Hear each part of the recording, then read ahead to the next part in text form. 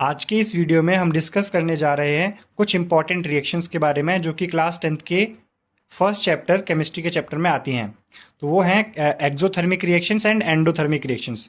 तो हम हेडिंग डाल लेते हैं, एक्सोथर्मिक से हम स्टार्ट करते हैं। What are exothermic reactions? Exothermic reactions, ये एक्सोथर्मिक रिएक्शंस होती क्या हैं?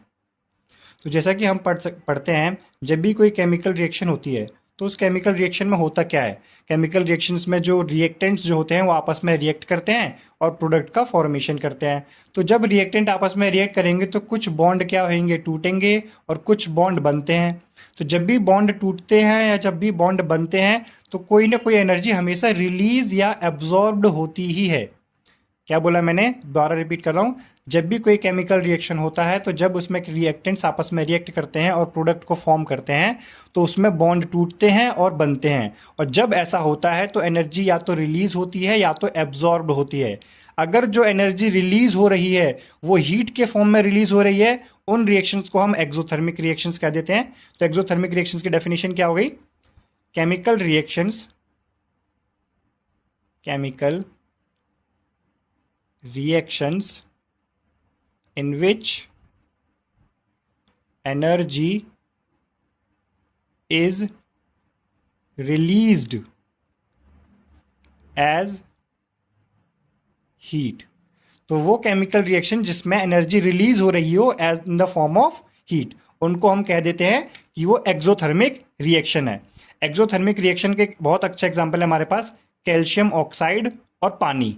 कैल्शियम ऑक्साइड को क्या बोलते हैं? चूने का पानी बोलते हैं, इसको क्विक लाइम बोलते हैं, क्विक लाइम। और जब इसको पानी में डाला जाता है तो ये दोनों रिएक्ट करके आपस में बना लेते हैं कैल्शियम हाइड्रोक्साइड।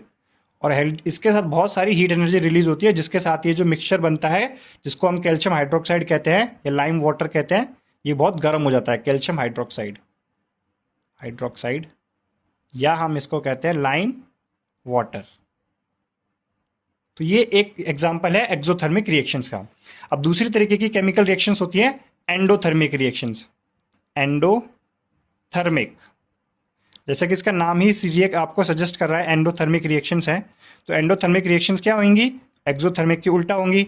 मतलब जब भी कोई केमिकल रिएक्शन हो और उसमें एनर्जी एब्जॉर्ब कर ली जाए, ले ली जाए, टेम्परेचर डिक्रीज हो जाए as in the form of heat, तो उन रिएक्शंस को एंडोथर्मिक रिएक्शंस कहेंगे। तो हम यहां पे लिखेंगे हम chemical reactions in which energy is absorbed.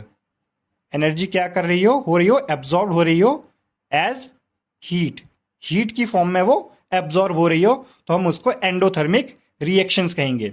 इसका एक बहुत अच्छा एग्जांपल है हमारे पास अमोनियम क्लोराइड का। अमोनियम क्लोराइड आप ले लो और इसको पानी में डाल दो, तो इसके साथ जब हम रिएक्शन कराते हैं तो जो भी रिएक्शन बनेगा अमोनियम हाइड्रोक्साइड बनेगा, अमोनियम हाइड्रोक्साइड, और क्लोरीन गैस बाहर आ जाएगी। तो ये जो रिएक्शन मिक्सचर होगा, ये जो प्रोडक्ट बनेंगे रिएक्शन मिक्सचर,